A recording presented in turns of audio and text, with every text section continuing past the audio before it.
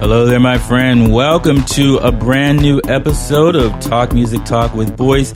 I am Boice, and this is my podcast you are listening to. For the first-time listener, Talk Music Talk is a weekly music interview podcast where I have long-form conversations with people connected to music from different genres and different backgrounds, both established and emerging. Authors, musicians, singers, singer-songwriters, and on this brand new episode, I had the pleasure of speaking to Joanna Teters. She is an incredible soulful vocalist and songwriter. New album just came out in January called Warmer When It Rains. She is originally from New Paltz, New York, is based in New York now in the city. In the conversation, what do we talk about? We talk about how she discovered her gift of voice in middle school and an after-school program. We also talk about getting into the true meaning of lyrics, positivity in her music, the importance of reggae music to her, and also we talk about the band she was in before deciding to perform under her own name, resulting in the new album, Warmer When It Rains, and you will have the pleasure of hearing two songs from it. Two of my favorite songs, Ride With You and Memories Remain. Before we get to the conversation, let me tell you about a live podcast event. Yes, it is a Talk Music Talk live podcast recording here in New York City on Thursday, March 1st at the historic Strand Bookstore. That's right, a live TMT podcast featuring performances and conversation with three of my favorite past guests, Sarah Elizabeth Charles, Corbu, and the City and Horses. Head on over to strandbooks.com for more information. Of course, I will put the link in the show notes for you, and I would love to see you there. And did I forget to mention, it is free to the public, so there are literally no reasons for you not to attend if you are going to be in New York City on Thursday, March 1st. Here it is, without further ado, my conversation with Joanna Teters. Enjoy. Your bio says you're from, what is it, the mountains of upstate New York? Yeah, I'm from New Paltz, New York. Okay. I was born and raised in New Paltz, New York. I've lived there since I was, I lived there from like age 3 until I went to college when I was 18. Okay. And so, it's truly mountains? Oh, yeah, it's beautiful. Okay. The Mohawk Mountains, the Shawangunk Mountains are all up there. So, you know, people picture upstate New York as Westchester, especially, I mean, those people that are from the city, they're like, you're from upstate Westchester, right? I'm like, no, a little quite further, the Hudson Valley. It's actually quite beautiful. So, yeah, I grew up really close to Mohawk Mountain. That's where I was hiking when I was younger, swimming and... Okay, so like your graduating class would have had how many people? About 250. Okay, so that's pretty nice. Because I think mine was like 107 or something like that. And where are you from? From Pittsburgh. From Pittsburgh. Okay. Yeah, but outside of like 40 minutes outside of Pittsburgh. Oh, okay. So that's pretty... Yeah, I think it was somewhere between 200 and 250. Because I guess when you think mountains, you may think that it was right. No, it's not entirely rural. I mean, it's only 90 miles outside of the city. Okay. You know, you can get there in an hour and 15 on the bus from Port Authority, which is really wonderful because when I need to get out of the city, I can run home and see my parents and my little brother. But yeah, you know, it's got SUNY New Paltz there. So there's a big college student presence, and it's a beautiful place. Okay. Did you make your way into New York a lot? You know, I had like some family friends that lived here, people that were my age when I was growing up, some cousins that lived in Brooklyn. So my parents started putting me on a bus to come down to the city with, you know, a schedule when I was probably 14 or 13, maybe. Would you go and see shows or anything? Was that on your radar? I mean, my dad took me to my first shows when I was growing up. Some of the first ones that I remember that he took me to, I was probably around 14, 15 years old. We went to go see Take 6 at Blue Note. Yeah. And when I was growing up, he would take me and my brother to see Tower of Power. Okay, yeah. Whenever they were in the vicinity. And I'm still, to this day, a huge Tower of Power fan. So I remember going to see them when I was like probably 16 at the Blue Note. Yeah. Or at BB King's, not the Blue Note. So he was sort of like, okay, this is good music and you need to know this type thing. Okay. Yeah. Were you listening to stuff on your own? Like, from your peers, that generation? Yeah, totally. I mean, I grew up listening. My mom has, her own relationship to music. She's got a lot of music on her side of the family. Her mom was a piano player and an opera singer. But, grew up listening to folk music and Bonnie Raitt and that kind of stuff. The Beatles is the big one for her. And then my dad is a drummer. And so he was playing a lot of funky stuff. Yeah. All sorts of funky stuff and jazz when I was growing up. But, high school, I started soaking up things from my friends and listening to the radio. And my brother also is a musician. Okay. And so when I was in middle school, he was in high school, and he got me into ska music and reggae. And so. You're soaking up everything. Yeah. Well, you had that great cover of, you mentioned Beatles, the George Harrisons. Oh, yeah, you found that on YouTube. Video. Yeah. What's the song? I'd Have You Anytime. Yes. Amazing cover. Oh, thank you very much. It's a beautiful song. If you follow his instructions, you can't really go wrong. It's too beautiful. The chords are so beautiful. The lyrics. Everything's there. It's all there. Yeah. So when did just don't mess it up. Yeah, okay. When did it start for you, music and... Besides all the listening that I grew up, my parents put me in violin lessons when I was in first or second grade, playing like a little 8th size violin, so I went from playing violin to 5th grade. I started playing oboe because my best friend picked oboe, and I was like, cool, sounds fun. Did you like oboe? I did. I played it for quite a while. I even applied to a couple schools to go to music conservatories to play oboe. Got some money, ended up deciding that the oboe life was not for me. But when I was in middle school, I had an awesome band teacher starting from 6th, 7th, 8th grade. And he had an after-school program for students and teachers called the Rock and Soul Review. So he was the first one to really put a microphone in my hand and say, here are the songs that we're playing. First, he had me, when I was in 6th grade, he had me plugging in the microphones. Yeah. He was like, set up all the mic stands, plug everything in, see if it works, do a little mic check, and then you can sit and listen. So you kind of learn what's going on behind the scenes. He was conditioning me a little bit. But then, I think the summer going to my 7th grade year, he gave me a mix CD and said, these are the songs I'm thinking for you. You can learn them and come in and sing them with the band. If it works out, you're in. And that made me fall in love with performing. Yeah. Did you know that you could sing, or he brought this out, pointed this out to you? He kind of did. I mean, I wasn't before 7th grade. I mean, 7th grade's still pretty young. You're just coming into your own at that age, really, 13 years old. It's not like my parents put me in singing lessons or anything. There was always singing around my house. My mom sings a lot, and there was always family jams going on whenever my aunts and uncles would come around. But he was the first one to say, actually, I remember exactly what song it was that I really connected with, and I realized that it fit my voice nicely, was, have you ever seen the documentary Standing in the Shadows of Motown? Yeah. So Michel Ndegeocello sings You Really Got a Hold on Me with the Funk Brothers. And he had that on the mix CD. Yeah. And so I learned that version of that song and then played it with the band. And I mean, to this day, it's still one of my favorite recordings of all time. She's the best. Yeah, she is. So that was kind of the first voice that I started to emulate, was Michel Ndegeocello, of all people. And you would have been like, how old? 14. 14 years old if I was in 7th grade. 13, 14. So now it seems like this is a possibility for you to sing.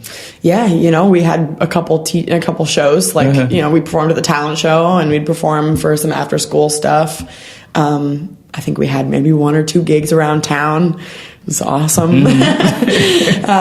Playing like, what did we have? We had Martha Vandella. What is it? Martha and the Vandellas. Yeah. Joe Cocker. We had Shotgun. Okay. Is that Junior Walker? Run now. Yeah, Junior Walker. So that kind of stuff, he was a big rock and soul guy. So that was kind of the first opportunity where I was feeling the rush of performing. Okay. And I enjoyed it quite a bit. Okay. Did you know that you might have had something, or is it just enjoyment at this point? That was absolutely enjoyment. Mm-hmm. I mean, I do remember the first time that I sang in front of an audience, somebody came up to me and they're like, you sound really good. Yeah. Like better than good, but this could work for you. Mm-hmm. And I love that. I mean, I can still like think back to just like the electricity on stage that I felt. I mean, a lot of it was nerves as a 13-year-old girl, in front of like her entire grade. But I loved it so much. Yeah. And it's addictive. It's It's super addictive. That adrenaline. I mean, I can't get enough of it. Yeah, doing something. And it is in the moment. Mm-hmm. Like nothing, you can't think of anything else when you're performing. Yeah, you gotta think of the lyrics. That's what I'm thinking. Yeah. Don't screw up the lyrics, No. So as your teens, at what point do you start thinking like what the lyrics mean? Because I guess at some point you're just kind of singing. I think it was when I started to write my own music when I was like 17 years old, and I was like, oh, we got to really think about what we're putting down on paper here, because it can't just be anything. Mm-hmm. I mean, before that, I think there was definitely a couple songs, not more than a couple songs that I was like, ooh, I like this. Uh-huh. I mean, also it was the introduction of reggae music into my life when I was in high school. My friend Karina and I would listen to a lot of reggae. Her brother lived in Jamaica. Yeah.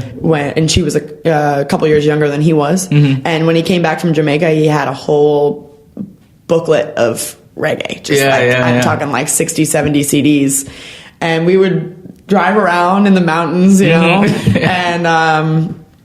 that was when I started to listen to the positivity of what a lot of reggae artists are singing about. Mm-hmm. I mean, particularly Bob Marley was the one that the lyrics really started to sink in, and I was like, whoa, this guy's really saying something. Mm-hmm. Plus, it's encompassed by such a beautiful sound. Okay, it hits you. Okay, and what was your first song that I ever wrote? Yeah, the first song I ever wrote, or really the first song that I ever was involved with, was. I mean, I covered music with some high school bands, but the first song I ever wrote was.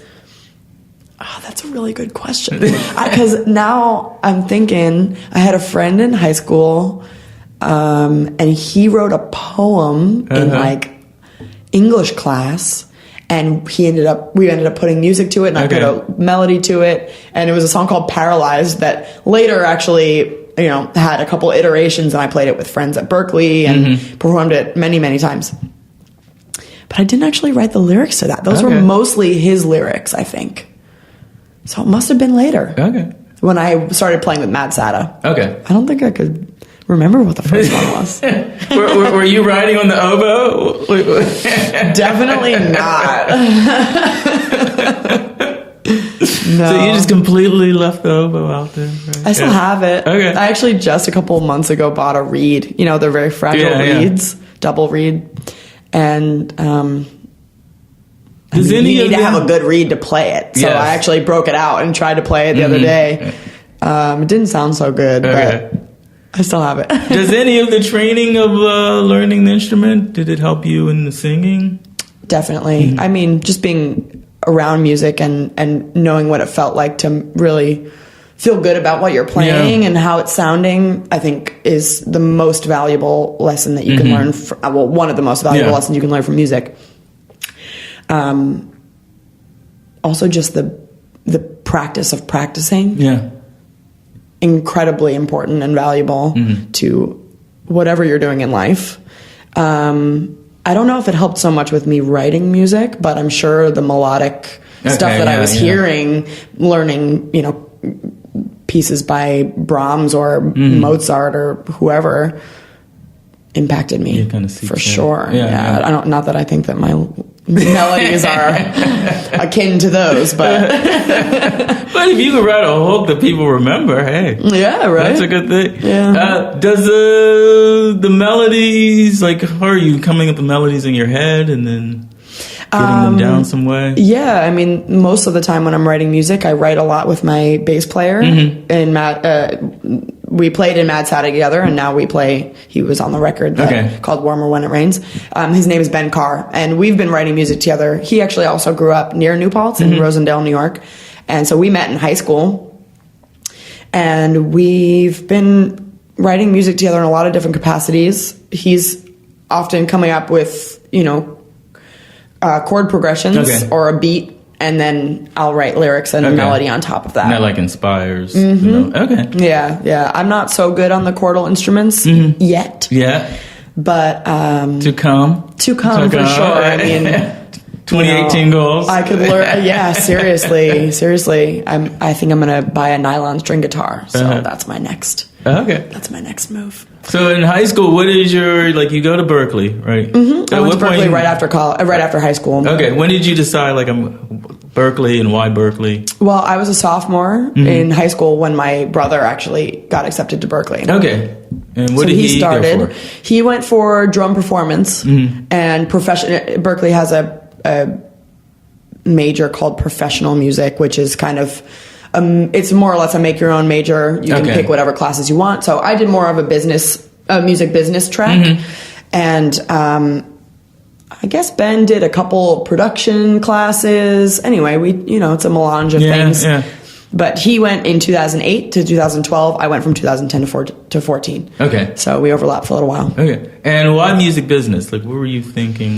I love my teachers. Okay. I took a couple intro to classes, intro to music business classes, and I think those teachers at Berkeley really grabbed me. Yeah. Because they were as confused as everybody else about what was going on in the music industry. Okay. Everything, especially during those times, 2010 to 2014, so much changed. Okay. With streaming and with all streaming, that. Yeah, the introduction of streaming, the labels were selling to one another and closing down and absorbing, and there was just so much. I mean, there still is so much activity that I think that those teachers in particular were really trying to wrap their minds around it and delve into what that meant for the music industry as much as the students were. Okay.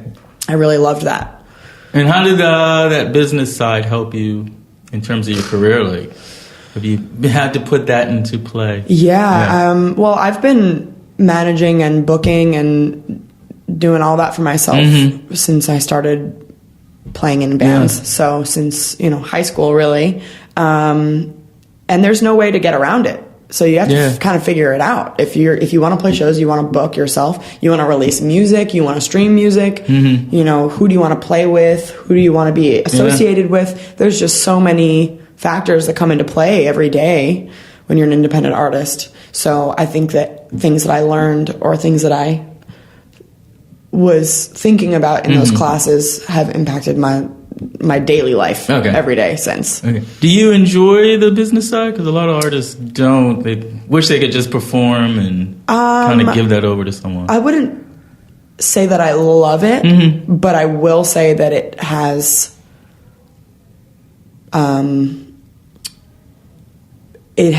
made my life much more rich because I am able to control so much more about who's hearing my music and how they're hearing it and what they're seeing, those kinds of things.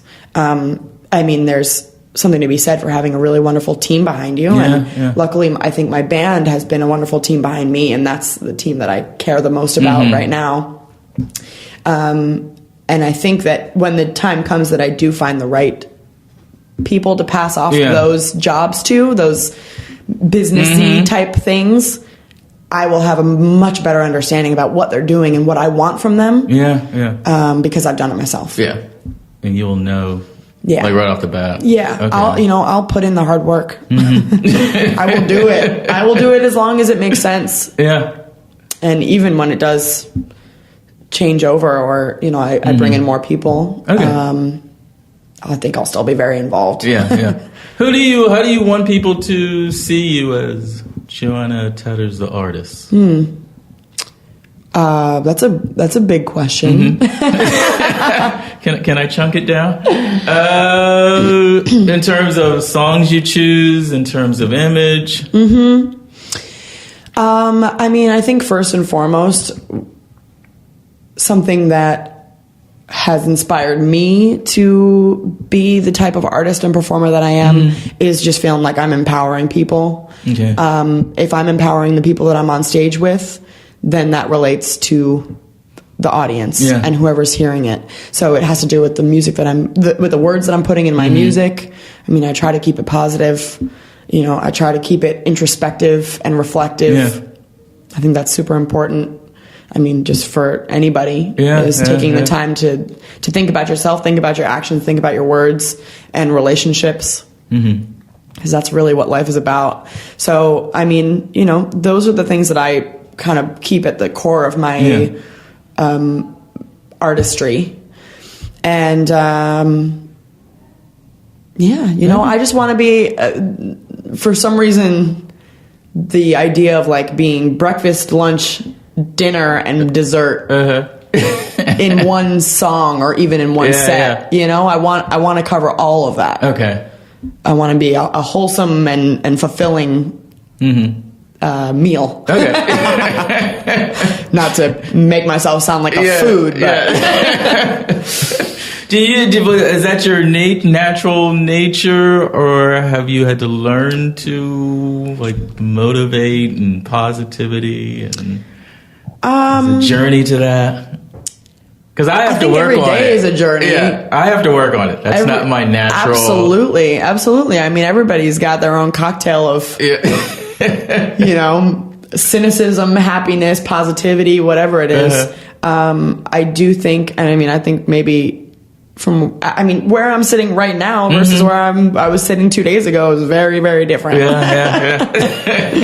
But, no, I think I am I'm an innately optimistic person, for sure. That's good. Yeah, it's good. It's working so far. Yeah. You're kind of ahead of the game. Yeah, you know, I don't have. I think I'm missing that super dark, like self-hatred, artistic streak that a lot of people create some beauty from. Yeah. But I don't think that's necessarily my path. And I think in some ways it's kind of easy to slip into the spiral and write about that, but to write from a place of positivity and inspiration without it being corny. Absolutely. That's in some ways maybe harder to do. Yeah. And that people are even skeptical. Yeah. Of it's like, is this real? Song. Yeah. She can't really be. What's she hiding? Yeah, right? I know. I don't know. I think that is kind of me naturally. I think the thing that I slip into most when I'm writing songs sometimes is more of like a everybody's against me sort of thing. Especially living in New York. I was actually upstate I was up in Rosendale at Ben's house last weekend, and I was writing some lyrics and realizing that all the lyrics that I had written while being in the city were all like super negative. And then the second that I got upstate to like a little bit of fresh air and like, you know, there was snow on the trees. It was a beautiful, magical place. All of a sudden the words I was writing were so much more positive. I was like, oh, this is good. Location. No kidding. So you're in Berkeley, you graduate. What happens next? So I was at Berkeley and had a really good time there. I mean, you know, it's definitely not a place for everybody, but I was there from 2010 to 2014, played with so many fun people that I'm still really good friends with now, you know, people from all over the world. And Berkeley is a special place, or really music school in general, but I think Berkeley in particular, because everybody goes in with one passion. I mean, and you get to focus to focus on that. I mean, you know, I had to do all sorts of other ridiculous classes, but yeah, I mean, that's the core value is a love for music and a love for art. Yeah. And how did you grow and change as an artist from when you started to when you graduated? That's a good question. Well, I learned a lot. It was like a crash course in being a performer, being a songwriter, being a recording artist, being a collaborator, being a professional, being a human being. I mean, you're learning a lot of good skills being at college, no matter what you're doing. And those all changed me drastically from the beginning to the end of school. I think it also just woke me up to, it was my first time really performing. Okay. Yeah. So from my first week of school, I was trying to ask around, where do I go to jam? Where do I go? Where should I go? Where do you think I should, hang around? Should I ask to sit in? And it just allowed me to try things out, try different styles of music, play with so many different types of musicians and different types of people. Did you ever have, because I've interviewed some people that are like, they knew they were good, right? And then they come to Berkeley and like, it's good people from everywhere. Yeah. And then having to deal and reckon with that. Yeah. Did you have any of that? Definitely. Yeah. I mean, the people that scared me the most were the instrumentalists, because that's not really something that I felt comfortable with. Yeah. I'm a very elementary piano player, and I have oboe and violin in my back pocket. Yeah. Super applicable to pop music, clearly. So yeah, like, just seeing some concerts where there's guys from, Africa or Europe or wherever, and they're just like ripping on stage, and you're like, what? Yeah. These are the people that I'm in class with? How do I stack up to that? Yeah. Oh my God.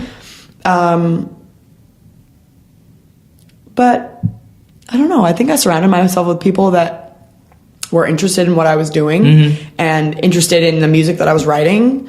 And, so through there's a lot of ups and downs of feeling good about what you're doing and feeling not so good. But, I think all in all, I did feel good about my path at Berkeley. Okay. And as a music student and a performer, I learned a lot about performing. That was the thing. And recording. Okay. I mean, some of the recording studios there are state of the art. Yeah. That was my first time ever doing that. So. Okay. And was Mad Sata or Sata? Yeah, Mad Sata was... Mad Sata, that started That was school? During... Yeah. So Ben and I met in high school. We were the Joanna Teters experiment for a couple years. And then we changed our name to Mad Sata in 2012. And played... we started as a 4-piece, then we went to a 5-piece, and then we went to an 8-piece with a horn section. Yeah. And so we pared down... just in 2017 to 5-piece again. But Mad Sata, that was during my college years. Most of those guys were living in Connecticut. Okay. So I was taking a bus back and forth from Hartford to Boston, like every other week. Thinking back to that time, I felt like I was on so many Greyhound buses. Yeah. But it was fun. For the dream. For the dream. For the dream. It was like Boston to Hartford to New York to Hartford to Boston. Like, it was just kind of that all the time, trying to play as much as we could in the city. So, yeah. And when did you decide, like, for your new album, that would be under your name? So that was a decision that I made about a year and a half ago. And was it a year and a half ago? Yeah, I'm losing track of time. But after school, I realized just how taxing the real world can be after college. I think a lot of people have that reckoning. And it was so much fun to play with 8 people, and I can't wait for the day that it makes sense to do it again. But when we're trying to go on the road, trying to hit the road for 6 hours, 7 hours, 8 hours driving to gigs, and you can't just take one car, you have to take a 12-seater van.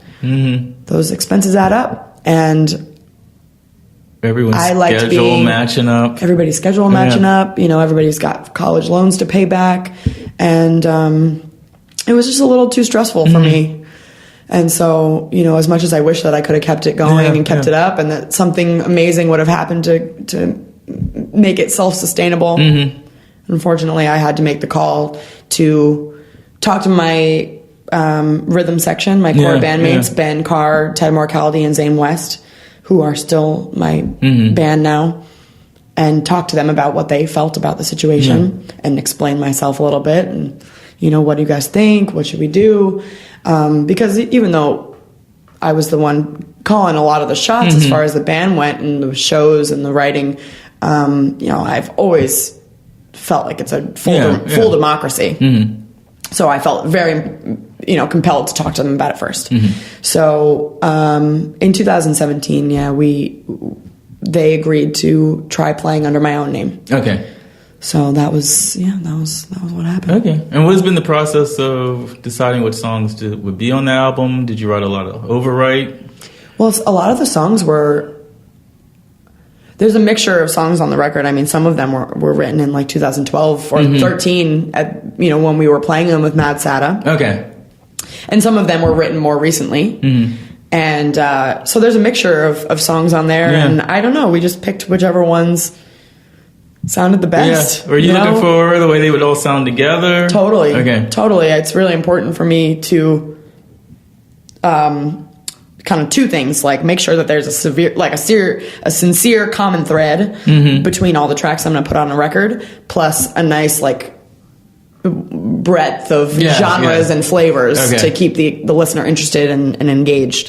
So those were all taken into consideration. So when people listen to this, that they may say Joanna Teters is... I don't know. You got to fill in the blank. I mean, I'm not going to put any words in your mouth. Or maybe what do you want them to feel or walk away with when they listen to your music? For me, it's song to song. I mean, I want them to feel like their soul's been moved. Yeah. If one person connects to one song and one person connects to another and one person likes this one but another one doesn't, that's fine. Everybody has their own tastes. Yeah. I'm proud of the record, and I know my people are, my musicians and my producers, they're all super passionate about this music. So I think that's first and foremost. Yeah. Are you happy and pleased with the music that you're putting out into the world? That's our job, is feeling good about what we're doing. And then from there, the music's going to create a life of its own. What do I hope that people come away with? Positivity. Yeah.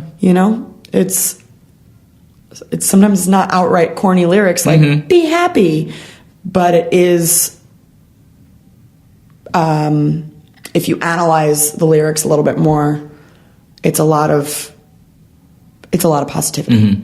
Okay. And this may be less of a question and you just comment on it. I'm not sure. Sure.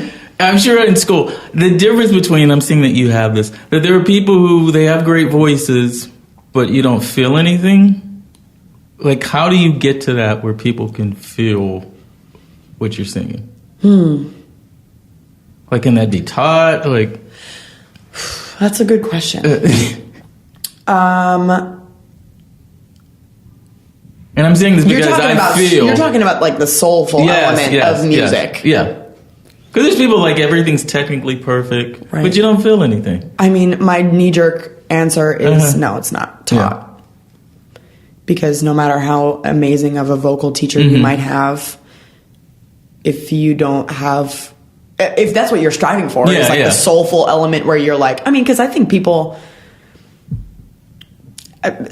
are touched by such a range of things. Yeah. I mean, opera, for example, it's a different type of soulful than what I might have been referring to 10 seconds ago. I think my type of soulful is different from anybody else's interpretation of soulful. I mean, like opera singers, that shit will shake you to the core and be like, whoa. Is this... Am I on earth? Am I in heaven? Where are we?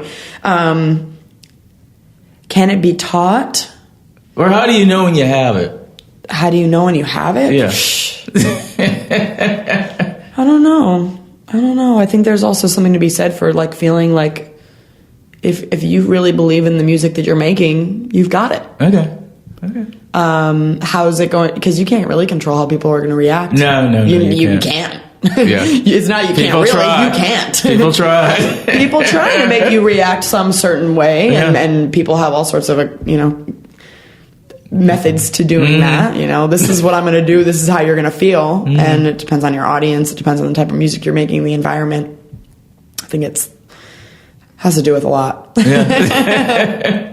Does that answer your question? I don't know.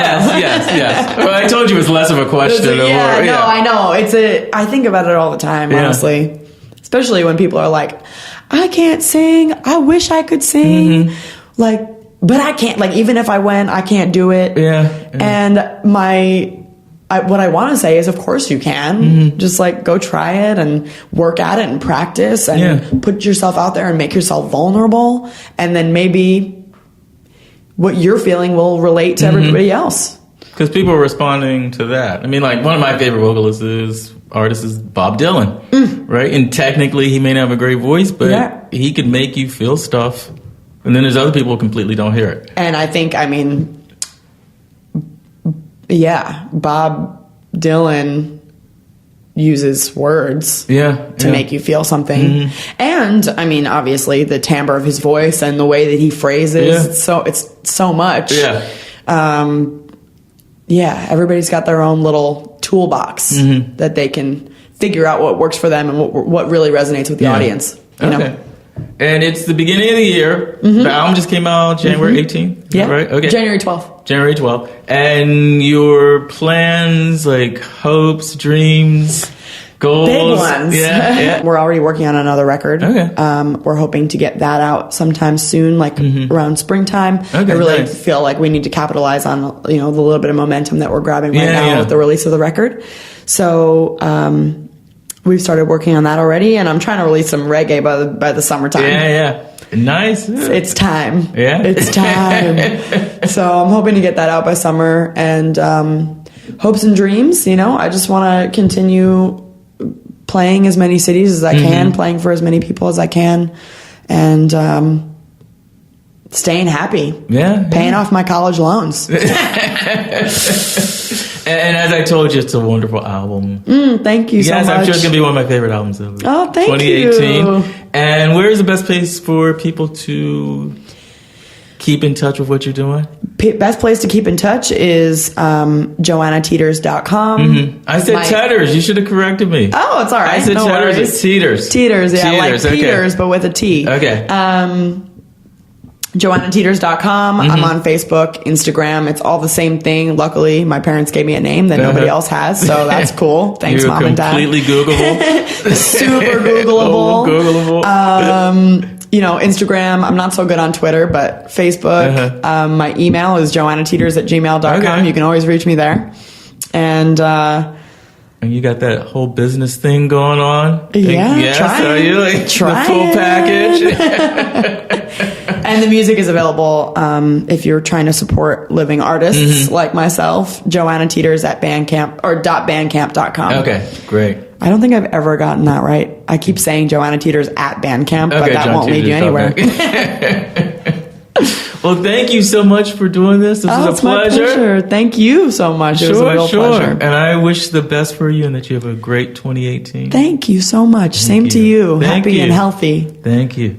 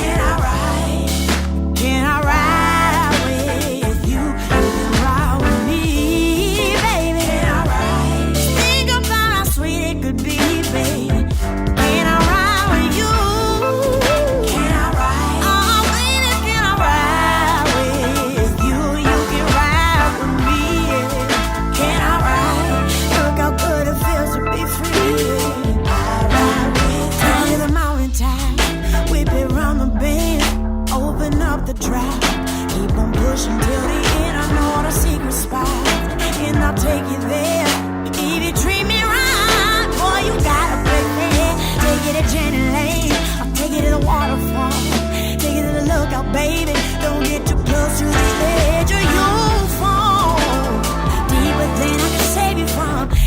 too safe up here, but I'll ride with you. Can I ride? Oh, baby, can I ride with you? You can ride with me. Yeah. Can I ride? Think about how sweet it could be. Yeah. Can I ride with you? Can I ride? Oh, baby, can I ride with you? You can ride with me. Yeah. Can I ride? Think about it, baby. Can I ride with you? Foot on the gas, get your grip on the wheel. Blow to the stoplight, going to the sunshine disappears. It's about to be a long night. Let's make the most of it.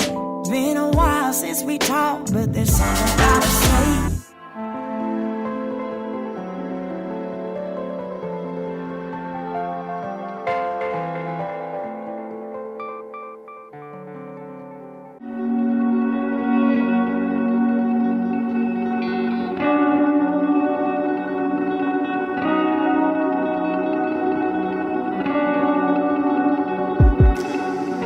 She said with a shake of her head, I can't take any more of you. My days are slipping away, and it feels like we're stuck in a groove. You don't see it now, but you'll be okay. Can't feel it now, but it's for the best. Sometimes it takes just a little heartache, to feel the emptiness. 'Cause I didn't know I had a song to sing without your name in my refrain. Didn't know I needed time for myself. At least our memories remain.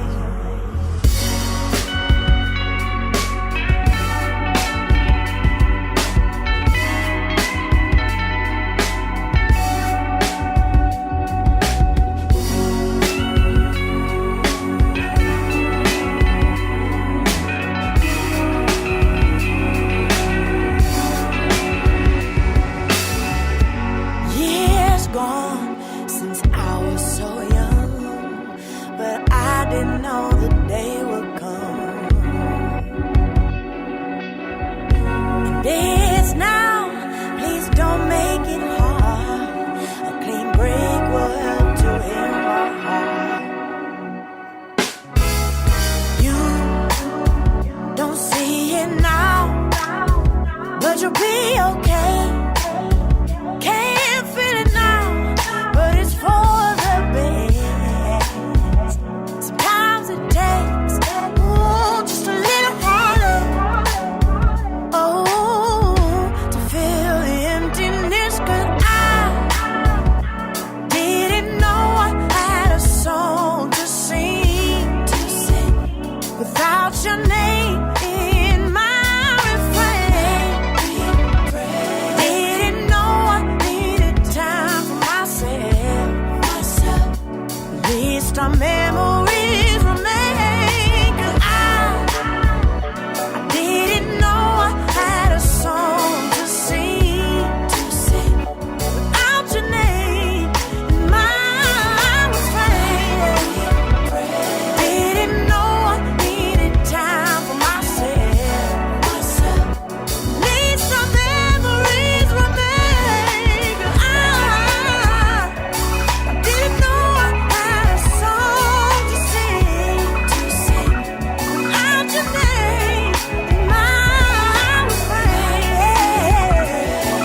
Didn't know I needed time for myself.